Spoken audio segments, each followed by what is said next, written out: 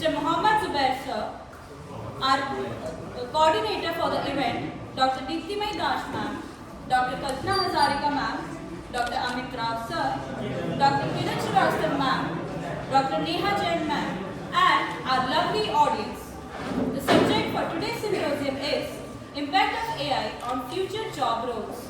In this seminar, we would be learning about how AI is transforming the workplace, impacting job roles across various industries, leading to increased efficiency and productivity. Now, let me introduce you to our guest speaker. Mr. Mohammad Zubair sir is a full-stack developer and fintech giant Goldman Sachs. He is an electrical and electronics engineering pass out and has excelled in computer science. He has a master's in business management and is also a part-time trader, freelancer and fund manager. Not just that, he is also a technical funding member of a recruitment and manpower firm based in Dubai as Prodigy Recruitment, and is also scaling the business of used luxurious cars through Cars24 and a lot more. So, with a huge round of applause, let us welcome Mr. Mohammad Zubair sir to the stage.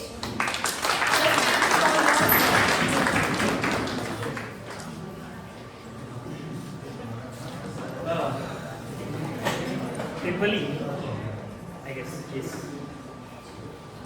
13 or 17 का batch थे ट्रिपली का, तो 2013 से 17 तक अच्छा था, मतलब बहुत नॉस्टैल्जिक है ये चीज़ कि हाँ मैं यहाँ खड़ा हूँ इस वक्त, कल आप भी यहाँ हो सकते हो इनमें से कोई। सो अब शुरुआत कहाँ से करें? शुरुआत 2013 से करते हैं। 13 में मुझे गलगोटिया नहीं चाहिए था, मुझे इलेक्ट्रिकल इलेक्ट्रॉनिक्स नहीं चाहिए, मुझे चाहिए था कंप्यूटर साइंस और किसी अच्छे कॉलेज, मतलब अच्छा college in the sense NIT है, ठीक है। मेरा हुआ जेल बजाज, उस वक्त 2 टक्कर के कॉलेज थे, गलगोटिया और जेल बजाज। जेल बजाज में मुझे सिविल दे रहे थे, नहीं चाहिए।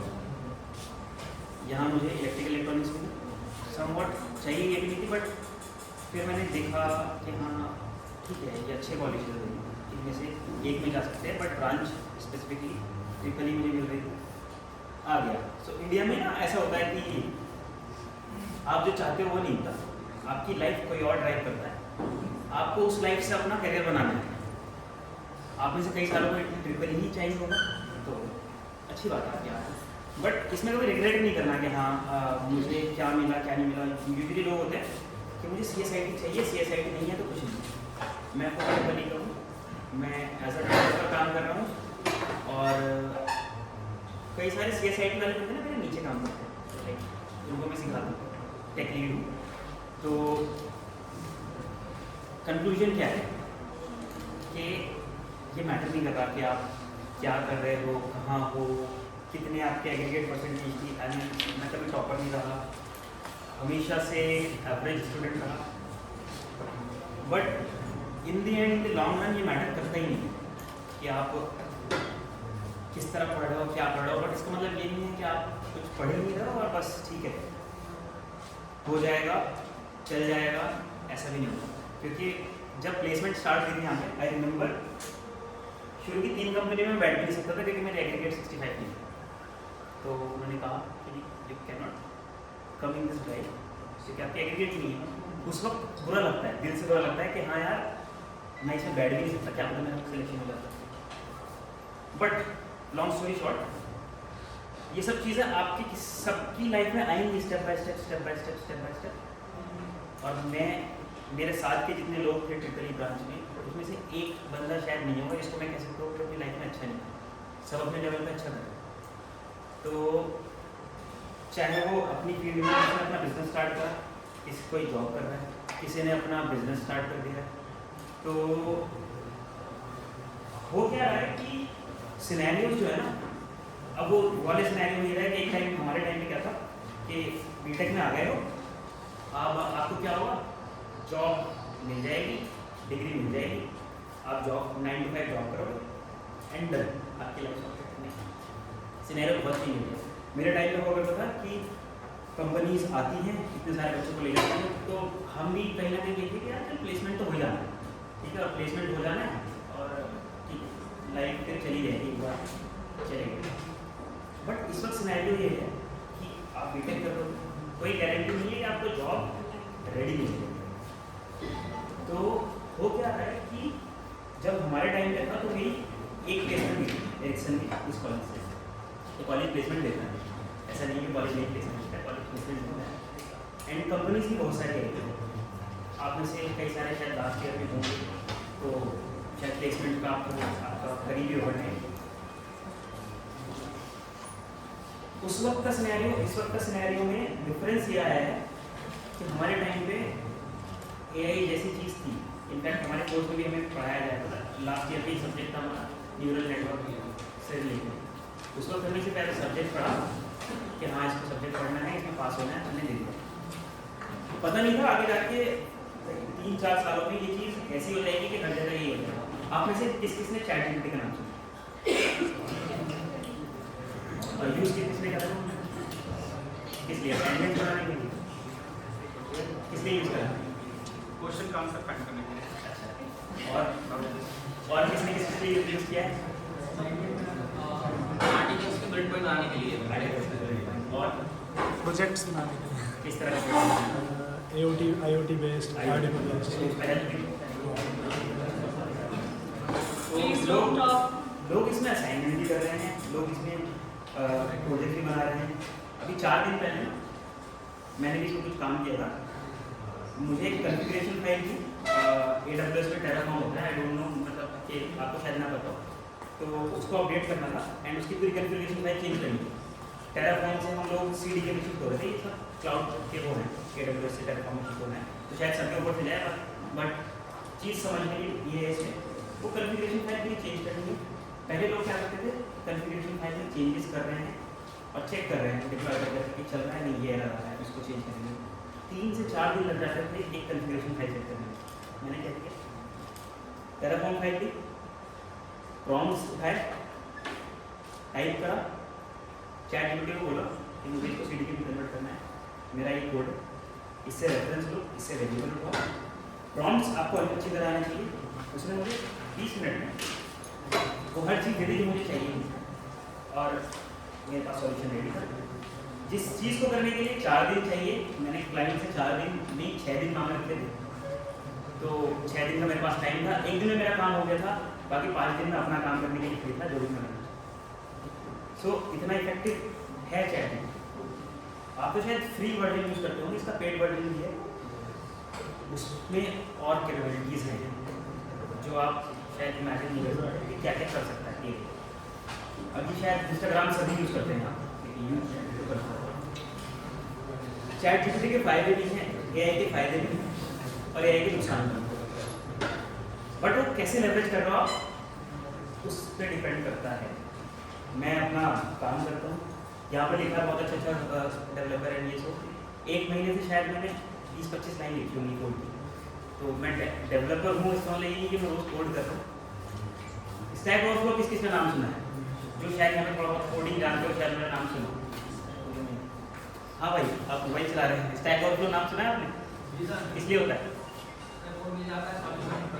कोड मिल जाता है। तो हमारे टाइम में ना स्टैक ओवरफ्लो ऐसा हो करता था कि अगर आप कहीं भी फंस रहे हो ना, तो वन स्टॉप सॉल्यूशन है, आप जाओगे वहाँ पर अपना क्वेश्चन पुट करोगे, वहाँ पर पहले से किसने कर रखा है, तो वहाँ पर आंसर्स मिलेंगे, आपको सॉल्यूशंस मिलेंगे, वो आप ट्राई करोगे। वो भी मैनुअल प्रोसेस था, आपको जाना है, ढूंढना है, नहीं मिला तो अपना क्वेश्चन पुट करना है। जब से AI और ये सब आया ना, स्टैक ओवरफ्लो का जो क्राउड था, जो वहाँ पर जितने लोग जाते थे, वो ड्रास्टिकली ऐसा ग्राफ हो चुका। क्यों? अब कोई मेहनत नहीं करना चाह रहा कि मैं जाऊँगा स्टैक ओवरफ्लो की आर्काइव ढूंढूंगा कि मेरा क्वेश्चन क्या है और किसने क्या क्या आंसर कराया पढ़ूँ। मैं सीधा जाऊँगा चैटजीपीटी को बोलूँगा मेरी ये प्रॉब्लम है, वो खुद मेरा काम करके स्टैक ओवरफ्लो से आंसर ला के दे देगी। तो चीज़ें आसान हो गई हैं, बट इसके ड्रॉबैक्स क्या क्या हैं कि मैं जॉब कर रहा हूँ, ये बड़ा स्केरी है कि जो मेरा काम है, मैं जो काम करता हूँ वो मेरा काम चैटजीपीटी कर देगा, तो मेरी ज़रूरत क्या होगी। ये मुझे इतना पे कर रहे हैं और कोई 1 साल में चैटजीपीटी को सीख के कोई बंदा आएगा, वो कहेगा कि मैं आपका जो आप इसको इतना पैसा दे रहे हो मैं आपका काम उससे आधे से आधे में कर दूँगा, आप मुझे हायर करो। तो कंपनी क्या बोलेगी कि due to this issue, due to this, due to that, we have to file. अभी मास फाइलिंग सबने देखी होगी कितनी चल रही है, अमेजोन में 2-2 बार हो चुकी, ठीक है, टेक जाइंट्स कर रहे हैं, फेसबुक में हो चुकी। तो जब ये होता है ना कि मास ले ऑफ होता है, उसका रीज़न यही है कि जब कोविड आया था तो कोविड में ये था कि I was doing a decent job, मेरा पे डिसेंट सा था। कोविड आया तो सब कुछ ऑनलाइन ट्रांजैक्शन का आ गया, सब कुछ सबको ऑनलाइन चाहिए क्योंकि कोई कहीं जा नहीं सकता, कोई इंटरेक्शन किसी के साथ नहीं हो सकता। तो जिसके जो भी बिजनेस चल रहे थे उनको मोड चेंज करना पड़ेगा ऑनलाइन। तो जिसके पास अपना ऑनलाइन कोई सोर्स नहीं है ना, वो भी क्या कर रहा था उस वक्त कि सब कुछ ऑनलाइन आ रहा है, तो उनको डेवलपर्स की ज़रूरत पड़ी, ठीक है। और कोविड के टाइम पे चैट जीपीटी नया आया, तो उस वक्त इतना नहीं था उसका क्रेज। तो उस वक्त क्या हुआ था कि ट्रांजिशन ऑनलाइन हो रहा था, तो उनको बंदे चाहिए, उन्हें हायर करने थे कि उन्हें काम कराना था। तो मास हायरिंग स्टार्ट हुई कोविड के टाइम। मेरा वर्क फ्रॉम होम स्टार्ट हो गया था, मास हायरिंग जब हुई तो बहती गंगा में मेरी हाथ धुली। मेरा जो पैकेज था उसका 3 टाइम्स 320% हाइक मैंने उठाया उस वक्त, क्योंकि जो बोल रहे थे वो दे रहे, बंदे चाहिए थे, तुम्हें पैसा चाहिए था। मैंने एक ऑफर लिया 200% का, काउंटर ऑफर किया 250% का, काउंटर ऑफर किया 80% का, काउंटर ऑफर किया 20% का, काउंटर ऑफर एक मेरे पास 450% का भी था, बट मुझे उसमें जाना नहीं था।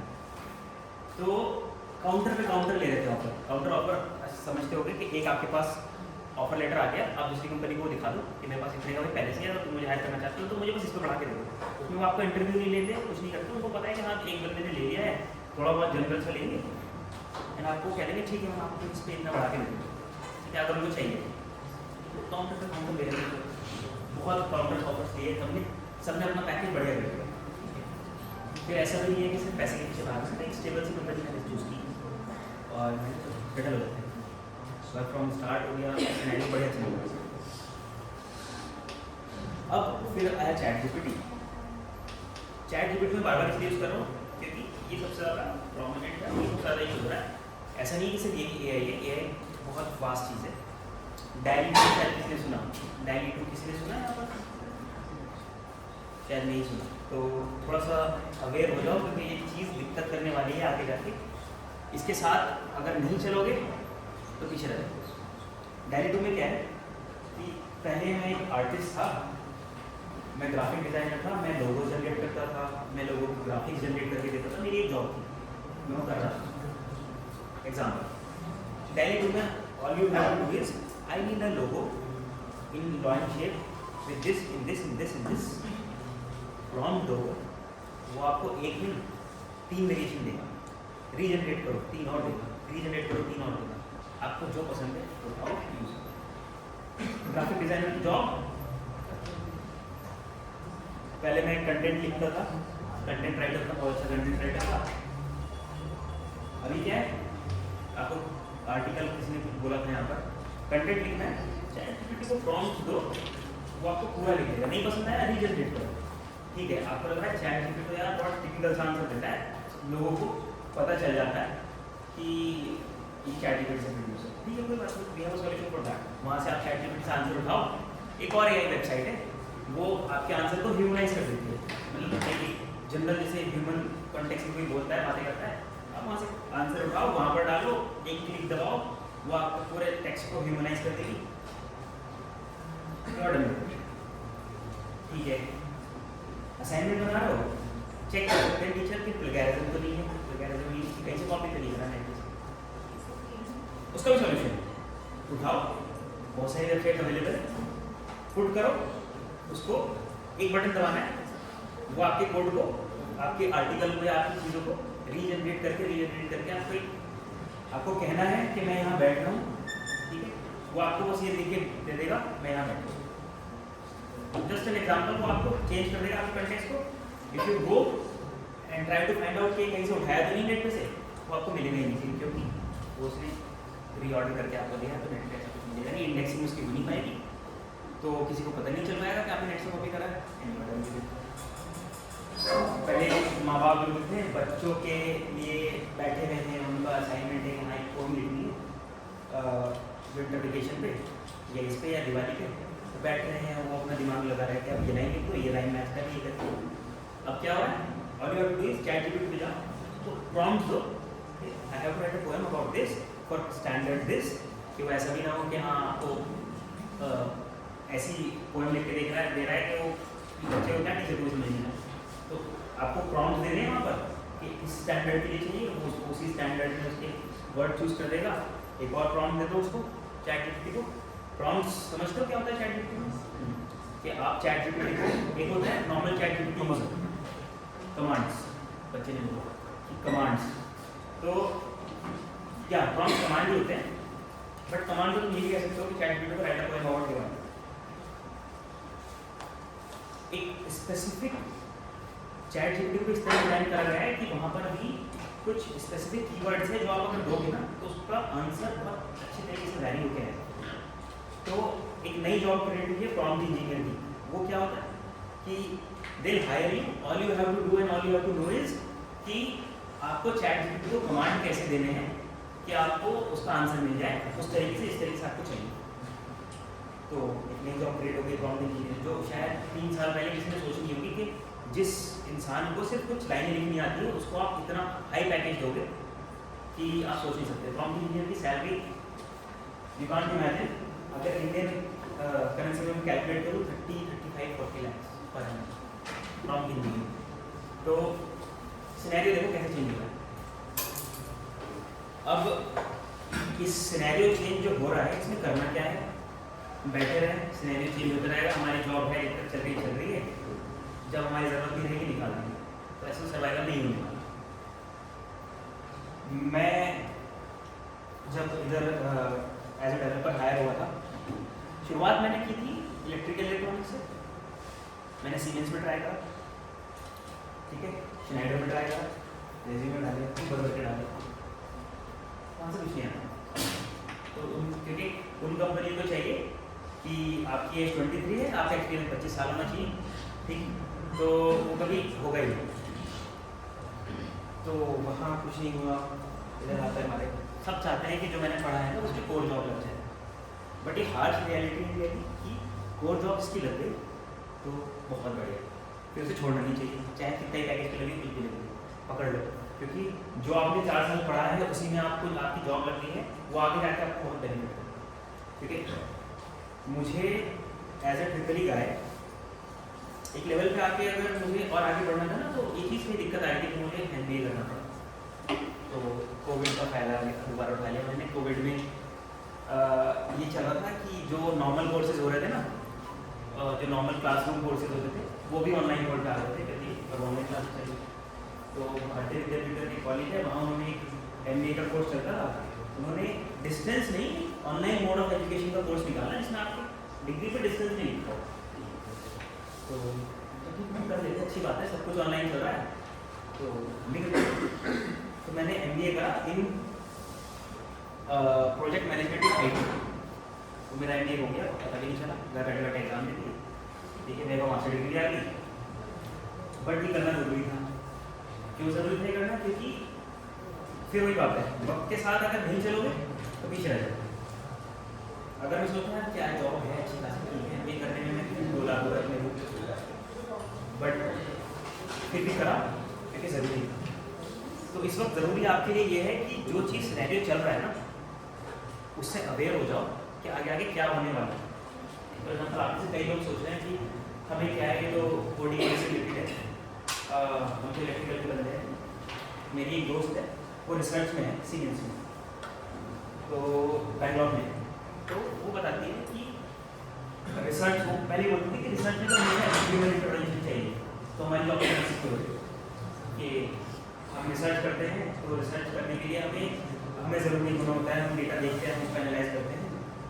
अभी उसके जो टीम थी 20 बंदे के आसपास थे, उसमें से 8 बंदे को निकाला। तो उसने मुझे कॉल करके बोला कि ले ऑफ हुआ है। मैंने कहा तू सेफ है कि हाँ अभी तो सेफ है। मैंने कहा क्यों ले ऑफ हुआ? तो वो कह रही है कि स्केल अप करना था और कुछ चीज़ें ऐसी थी कि वो ऑटोमेट हो रही। मैंने वर्ड ऑटोमेट ना, ऑटोमेट किस सेंस में, तो होता क्या है कि उनको जब रिसर्च करनी होती है ना, बहुत एक्सटेंसिव डेटा आता है उनके पास, उस डेटा से उनको चीज़ें ड्राइव करनी होती है और वो सब करना होता है। उस डेटा को हैंडल करने के लिए AI अवेलेबल है। वो जो चीज़ कर रहे हैं, अगर रिपीटेटिव चीज़ कर रहे हैं तो मशीन लर्निंग है, उससे वो सीख जाएगी और धीरे धीरे वो आपकी चीज़ देनी शुरू कर देगी।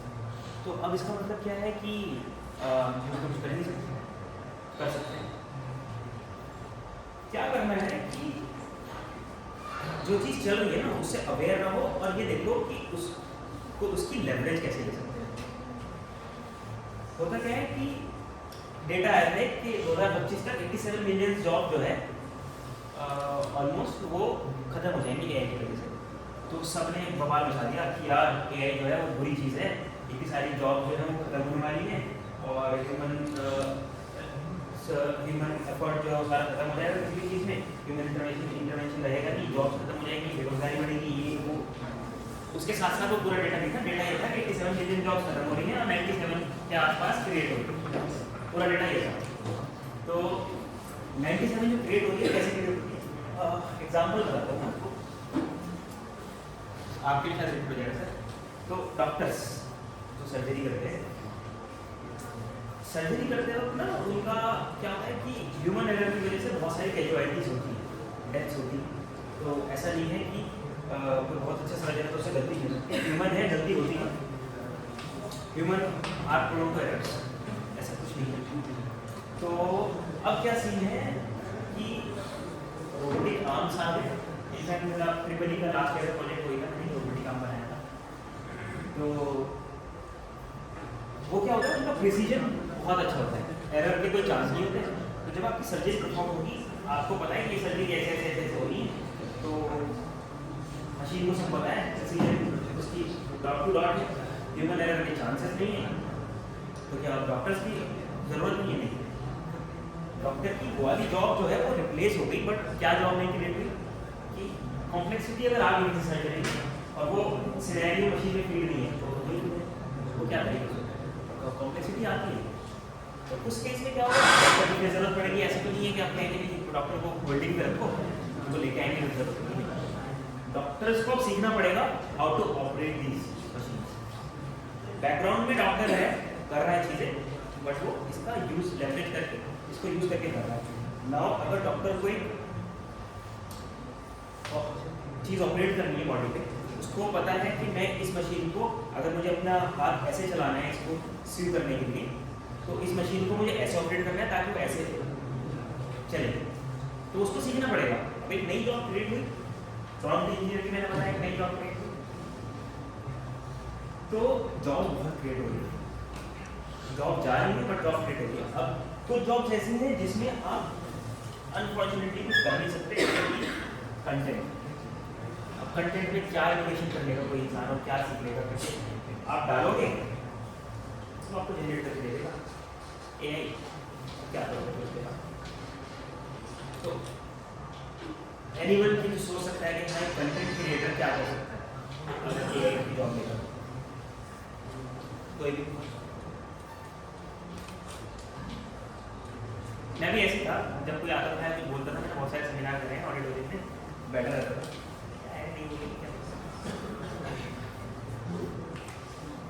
कैसे बढ़ जाए, फिर भी कुछ ट्राई कर सकते हो।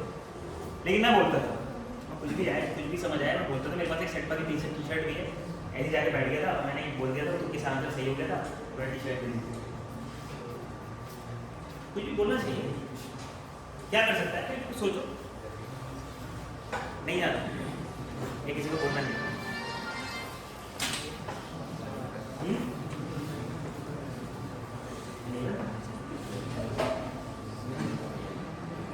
इतना हार्ड क्वेश्चन नहीं है यार।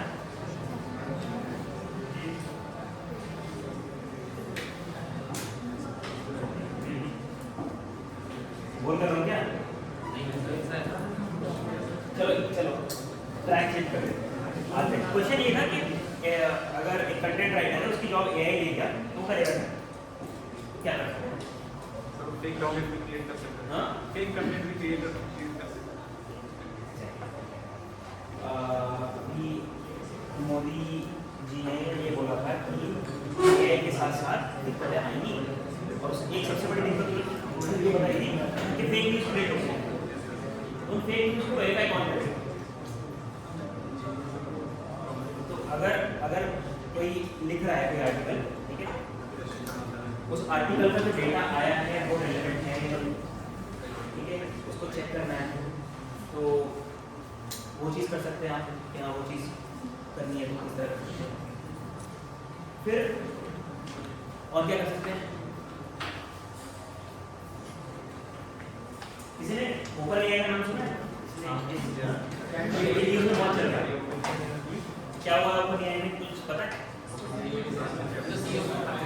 CEO सैम ऑल्टमैन है, उसको निकाल दिया। जिसकी टीम ने ChatGPT बनाया उसी को उसी कंपनी ने निकाल दिया। तो आपकी जॉब से सोचो, ठीक है? तो निकाला क्यों? रीजन पता है? बोर्ड डायरेक्टर सेलेक्ट किया था। रीजन ये था कि जो डेवलपर्स ना ChatGPT के, कोई बात नहीं कर लो, अरे मैं भी तुम्हारी बीच में यार 5-6 साल में कोई फर्क नहीं पड़ता, सबकी जॉब चल जाती है, सब अपनी अपनी लाइफ में सेट हो जाते हैं। बट इतना आसान नहीं है आपका सिनेरियो करना, थोड़ा सा सीरियस हो जाओ इस चीज़ को लेकर, क्योंकि एक बार जॉब ना मिली ना निकल पड़ोगे, जॉब मिलेगी ना बहुत स्ट्रगल करना पड़ेगा। मैंने अपनी लाइफ में करा है, मुझे एक प्लेसमेंट मिली थी एक्शन से यहाँ पर, उसमें मैंने 1 महीने काम करा, मैं एक्सपॉन्ड करके चला गया।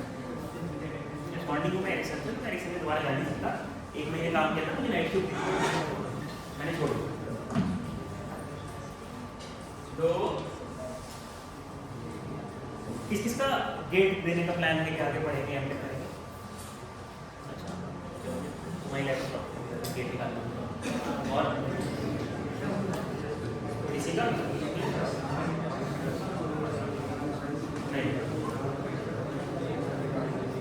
हाँ तो मैं क्या कह रहा था, सैम ऑल्टमैन को बोर्ड ऑफ डायरेक्टर्स ने पता है किसने निकाला था? क्योंकि उसमें एक और बंदा था जो कोड डेवलपर था, लिया नाम था, उसका ये मानना था कि सैम बहुत तेज जा रहा है, सैम इतनी तेज जा रहा है कि वो ये चीज नजरअंदाज कर रहा है कि AI के नुकसान क्या क्या हो सकते हैं।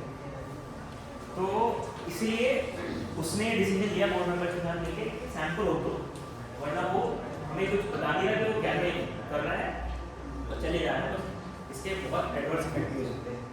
सैम को उन्होंने निकाला, हमारे नडेला साहब जो है माइक्रोसॉफ्ट वाले, उन्होंने सैम कर दिया।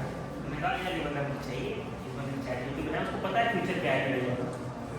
वो सत्य नडेला ऐसे ही नहीं, उसको पता है कि कौन सी चीज़ आगे जाके क्या होने वाली है। और अगर माइक्रोसॉफ्ट का CEO इस चीज़ पे एम्फसाइज कर रहा है तो इसका मतलब ये इंपॉर्टेंट है चीज़ के। उसने सैक कर दिया, उसने ऑल्टमैन को अपनी टीम में बुला लिया, उसको ऑल्टमैन को देख के 700 लोगों ने ओपन एआई से रिजाइन मारने को बोल दिया। उसने बोल दिया एक ट्वीट डाल के कि हम एक वो रख रहे हैं, मतलब अगर किसी को ओपन एआई से आना है तो मोस्ट वेलकम, कोई इंटरव्यू नहीं है, आप ज्वाइन करो सैम मैनेजमेंट की टीम। सैम मैनेजमेंट को हमने ले लिया है, फ्री में माइक्रोसॉफ्ट में हायरिंग हो रही है। ओपन एआई के 700 लोगों ने रिजाइन मारने को बोला और ओपन एआई पूरी कंपनी खत्म एक झटके में। बट चीज़ें चल रही हैं अभी, पूरी तरह से चीज़ें नहीं है। वो क्या रहा है यहाँ पर कि जो इंडिया का डर था कि हाँ सैम मैनेजमेंट बहुत तेजी से जा रहा है, बहुत सही था। क्यों? क्योंकि शायद आप इंस्टाग्राम यूज करते होंगे, कुछ डीप फेक्स आए थे, कुछ सेलिब्रिटी कुछ डीप फेक आए थे, तो ये एक AI टेक्नोलॉजी है। They can create your video imitating that you are in the video, आप कुछ ये कर सकते हो, ठीक है?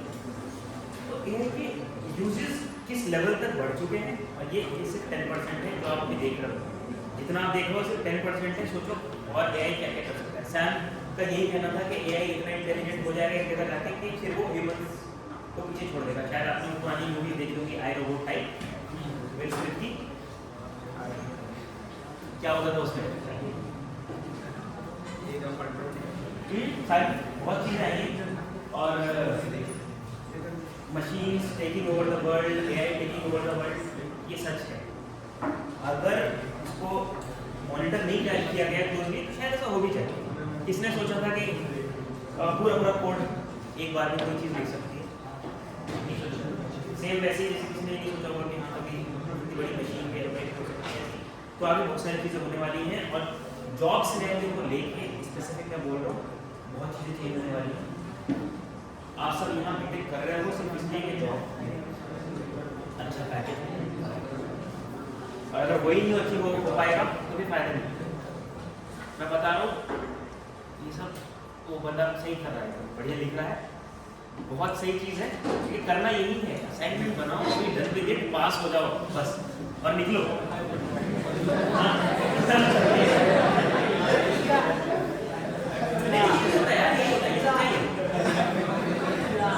ये सच्चाई है। तो हमने भी ऐसे करा यार। अंबिका मैथ्यू जो एचओडी है वो हमारे टाइम पे हमें पढ़ाती थी।